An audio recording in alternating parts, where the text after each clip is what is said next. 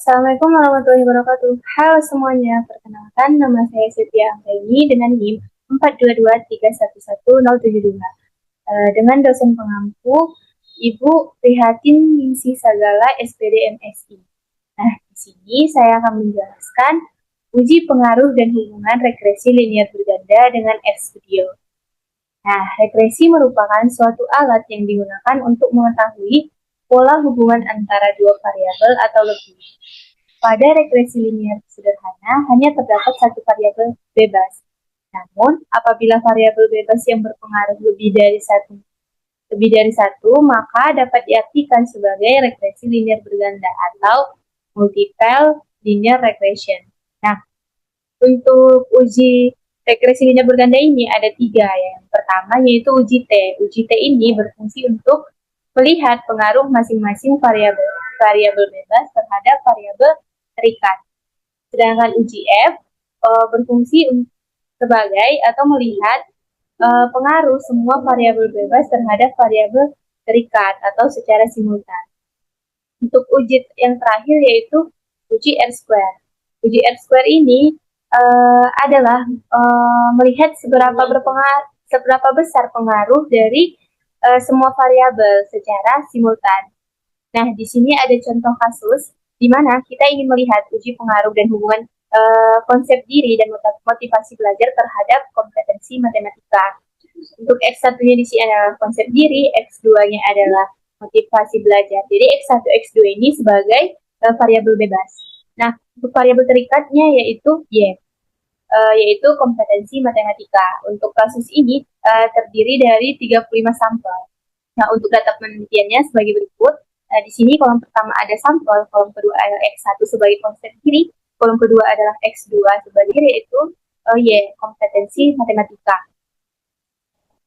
Nah, untuk uji regresi, langkah pertama kita di RStudio itu adalah kita mengimport data dulu. Untuk import data, sintaksnya adalah sebagai berikut. Nah, langsung kita coba saja. Nah, di sini untuk sintaks dari import datanya, ini adalah nama dari file kita. Di sini adalah nama folder atau tempat penyimpan file tadi.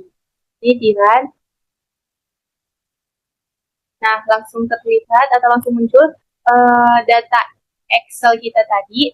Nah, setelah dimuat data, maka kita melakukan pemodelan regresi, di mana untuk sintaks dari pemodelan regresi ini adalah sebagai berikut. Di sini lagi-lagi nama file kita tadi atau nama datanya.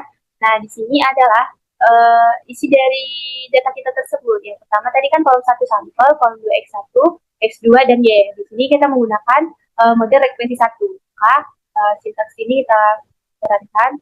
Nah, di sini akan langsung muncul hasil dari uji T, uji F, dan uji R-square tadi. Nah, untuk uji T-nya adalah sebagai berikut. Ini uji T-nya X1-nya 0,41463, di mana artinya di sini setiap kenaikan 1 unit pada X1 meningkatkan Y sebesar 0,41463. Sedangkan untuk X2 0,50507, di mana di sini setiap kenaikan 1 unit pada X2 meningkatkan Y sebesar ini 0,50507. Untuk uji F-nya, di mana di sini F statistik, di sini dapat kita lihat p-value-nya ini lebih kecil dari 0,05. Maka dapat disimpulkan model ini secara keseluruhan sangat signifikan. Nah, untuk uji F-square-nya, di sini dapat kita lihat edges F-square-nya 0,9099 atau dapat kita artikan 90,99%. Jadi, setelah kita melakukan pemodelan regresi ini, kita ada uji prasyarat atau uji asumsi klasik, di mana untuk uji asumsi klasik ini gunanya adalah agar kita dapat menganggap atau mengklaim bahwa model tersebut valid. Nah, untuk uji asumsi klasik ini ada 5. Yang pertama yaitu uji non-linearitas. Untuk uji non-linearitas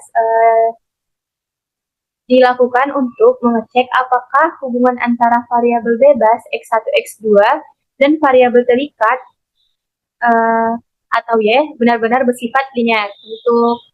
Untuk sintaks dari RStudio, melihat non-linearitas ini adalah sebagai berikut. Kita menggunakan CR plot. Nah, ini kita menggunakan model regresi 1. Kita lakukan, maka dapat gambar sebagai berikut. Nah, jadi maksud dari gambar ini adalah, atau grafik ini adalah, uh, kedua grafik ini menunjukkan pola yang cukup linear, yang berarti hubungan antara X1, X2, dan Y cenderung linear, atau tidak ada pola melengkung, sehingga asumsi linearitas terpenuhi. Baik, untuk uji yang selanjutnya yaitu uji homoskedastisitas. Jadi uji homoskedastisitas ini adalah di mana terdapat kesamaan varians dari residual satu pengamatan ke pengamatan lainnya, atau nilai varians dari residual itu bersifat konstan. Nah, untuk sintaks dari uji ini adalah sebagai berikut. Kita menggunakan dua uji, yaitu non-constant error variance dan Pagan. Di sini kita membuat NCP test dan BP test dari model regresi 1. Nah, kisaran non-constant variance ini adalah 0,28677 dan p-value dari Pagan ini adalah 0,4016. Dapat kita simpulkan dari nilai p-value ini lebih besar dari 0,05. Jadi model ini bersifat homoskedastisitas. Nah, untuk uji selanjutnya itu adalah uji multikolinearity atau kolinearitas. Nah, di sini uji multikolinearitas ini adalah untuk melihat ada atau tidaknya korelasi yang tinggi antara variabel-variabel bebas dalam suatu model regresi linear berganda. Di sini kita akan melihat apakah ada korelasi yang tinggi antara X1 dan X2. Untuk ujinya kita menggunakan uji VIF atau Variance Inflation Factors. Nah, di sini kitaran, maka dapat nilai X1 adalah 1,552217 dan X2 nilainya sama. Di sini lebih kecil dari 10, maka dapat disimpulkan bahwa model ini tidak ada multikolinearitas. Nah, uji yang selanjutnya adalah uji normalitas, di mana uji normalitas ini adalah melihat apakah nilai residual berdistribusi normal atau tidak. Jadi model regresi yang baik itu adalah ketika memiliki nilai residual yang berdistribusi normal. Nah, untuk sintaks dari uji normalitas ini adalah sebagai berikut. Ini outlier test, kita menggunakan Bonferroni untuk melihat outliernya dan menggunakan Kiki-plot. Nah, di sini kitaran, maka dapat hasil sebagai berikut. Nah, untuk Bonferroni-nya, p-value-nya hasilnya adalah 0,75591. P-value ini lebih besar dari 0,05.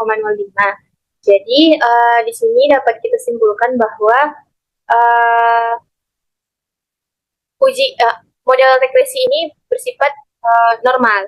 Nah, untuk Kiki-plotnya di sini dapat kita lihat di gambar sampel yang keluar dari daerah normalnya ini adalah sampel nomor 8 dan 33. Nah, untuk uji asumsi klasik yang terakhir itu adalah uji autokorelasi. Jadi uji autokorelasi ini cocok digunakan untuk data series atau time series.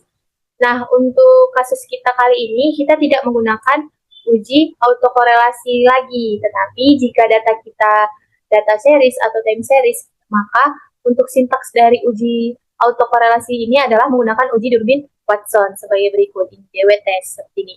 Nah, jadi dari hasil uji asumsi klasik ini dapat kita simpulkan bahwa model regresi kita tadi sudah dapat dianggap valid karena kita tidak mendapat masalah dari uji-uji asumsi berikut. Nah, cukup sekian yang dapat saya sampaikan. Semoga bermanfaat. Bye-bye.